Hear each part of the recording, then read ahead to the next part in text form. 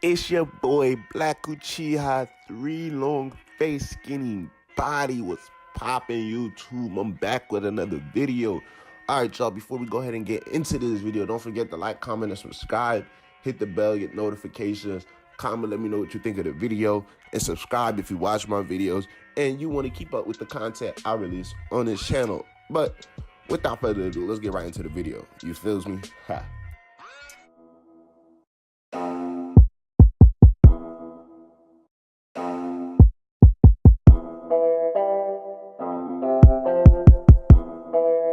Damn, Mizzy Mari got beat.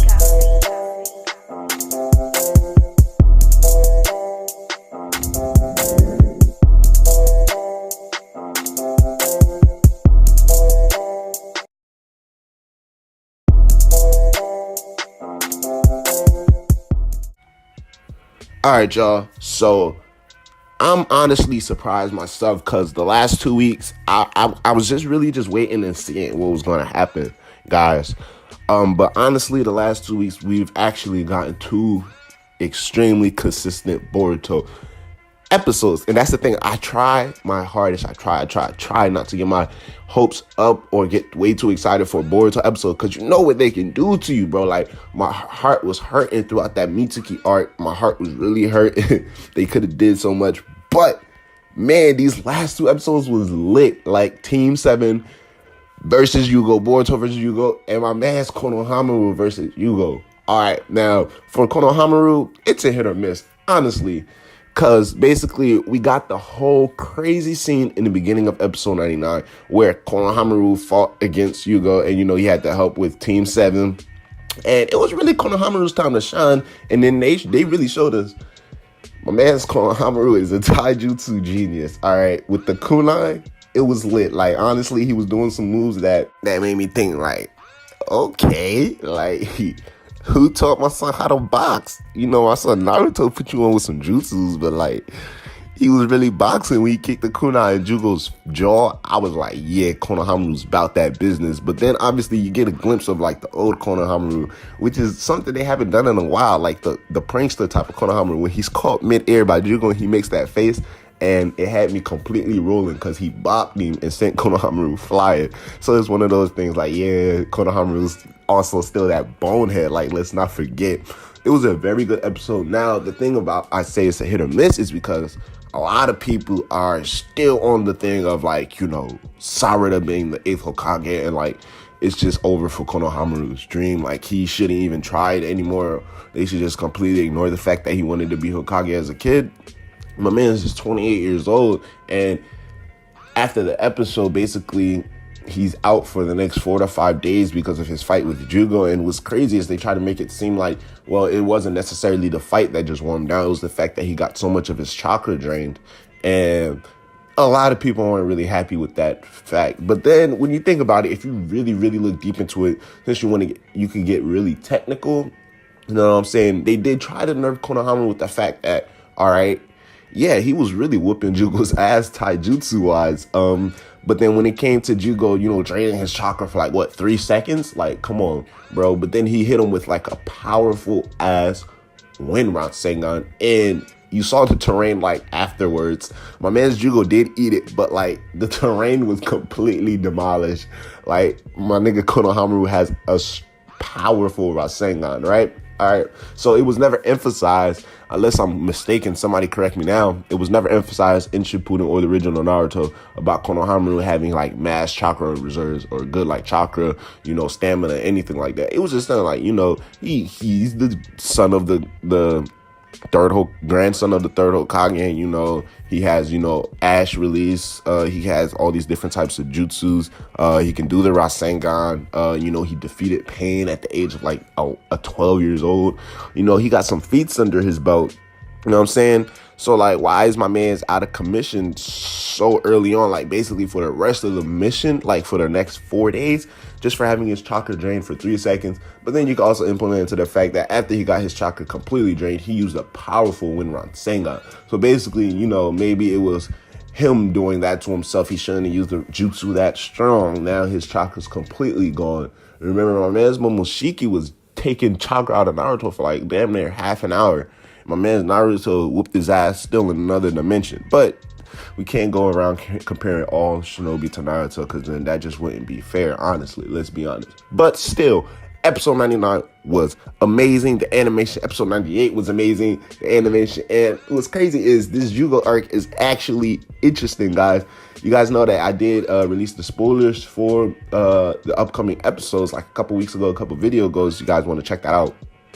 Now, we had this confrontation with the land of waves, the land of rivers, well, we really know that they have something to do with these curse marks, and they're researching the birds as well as Boruto comes across them. And, Boruto's character is really showing a really huge change. You can see how much more mature or how much more abstract thinking he has for for people in a sense versus like the Mitsuki arc when he was just on some real one-dimensional shit where he was really on some, ignoring everything else that people were saying to him. He was like, you know what, I don't care, Mitsuki is this, Mitsuki is that, and then he had to come to terms with himself that he really didn't understand Mitsuki at all, that Mitsuki was the only one there for him. He was never really there for Mitsuki, and he always took that for granted. So we can see that change in Boruto right now, coming across Jugo as like, nah, that's the monster, we got to take that nigga out. And then seeing Jugo as like, you know what, he feels bad for, calling him a monster and not getting to, know him for him, because Jugo is a freaking, he's chaotic, he's insane, let's not get me wrong, but at the same time, he's a good guy who's an animal lover, and then he even gave Boruto a guilt trip for freaking killing a bird, like of all things, a bird. My man's Boruto had a freaking synthetic human die right in front of him, but now he's out here reminiscing like, RIP to my son Birdie. Like, my man's, look, can we get a moment of silence? All right, I'm pretty sure Birdie in a better place, but still, my man's Boruto is doing like great character development change this arc, and what's actually surprising me is that I'm actually interested in this arc. Now, one of the things we know that this arc is heavily based upon is the curse marks, Jugo's curse marks, Orochimaru's curse marks, basically the transformations and all of that. And one of the things they really emphasize in episode 99, if you notice the difference from episode 98, is they keep on showing the little diamond curse mark that Boruto has on his right palm. He even shows it to Jugo at one point in the episode to where it's like, you just like, all right, now it's just becoming too obvious. Those of you guys know the manga and the anime are taking slightly different directions, but they do coincide somewhere along their paths. And obviously the story is all in all basically the same. It's just that the journey that they're taking is a little different. Some events that happen in the anime are only mentioned in the manga versus us actually watching them in an anime, basically just to break it down. So, I'm not really going to give off any spoilers, but we know in the manga when Boruto's curse mark first activated, that little diamond thing on his palm, it happened in a completely different scene, a completely different arc. Now we're in this whole curse mark arc, and now they just keep on showing Boruto's palm constantly throughout the episodes, like at least 6 times. I don't even know. So, I don't know, it has to be for some type of reason, Maybe it just might pop up out of nowhere. We might get some type of information because he's had this diamond on his hand way back since like episode 66 now or 67. And we're on episode 100 and we haven't had anything about it. It's just been there. So maybe this will be the perfect arc to pull that out, but I am definitely excited for the next episode. I want to see how Boruto and company like address the situation with Jugo and how they're gonna, go around basically trying to cure all the birds, finding the ones with red eyes. But then we have Team 15 who's coming across these 2 basically synthetic curse mark users, and they're really emphasizing this synthetic use in this Boruto world. We know how heavy ninja tech became introduced during the movie content when it was reanimated, and heavily in the manga how much ninja tech is implemented and how Boruto honestly feels about it. And obviously in the anime as well, we should come across that point of how he would feel about it. And you know what, as I was talking, I really just came to a freaking conclusion that just blew my mind. All right, we guys know that when Boruto's curse mark first activates, it's in the Mugen Bandit arc of the freaking manga. And basically, I'm not really giving any spoilers here, but one of the things that he struggles with internally is the use of the scientific ninja tool that basically Katsusuke had throughout the Naruto movie. And basically, the whole point is by the end of that arc, Boruto learns to come to terms with the use of the scientific ninja tools. Now, it's going to be obvious that Boruto and Tape 7 are going to have to, at one point in time, come across the freaking synthetic curse mark users with those little collars around their necks that Sumire and Team 15 are going to have to face. And hopefully, maybe I doubt Sumire should and their team should be stronger than them, but I want to see a very good fight between them. But the thing is, Boruto is going to have to come across them at one point in time, and it might be parallel in that sense where he views that technology as something that, takes him back to the time when he cheated in the tuning exam. Because, that's kind of how it went down in the manga. But let me know what you guys think of the video. I can't believe I just thought it out of nowhere.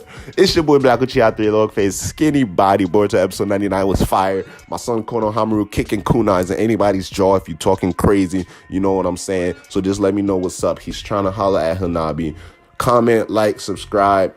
Comment, let me know what you think of the video. Like, hit the bell notification, subscribe if you watch my content on the daily and you don't want to miss out on anything I drop. It's your boy Black Uchiha. Holla at your boy. I'ma holla at y'all. Black Uchiha out. You heard?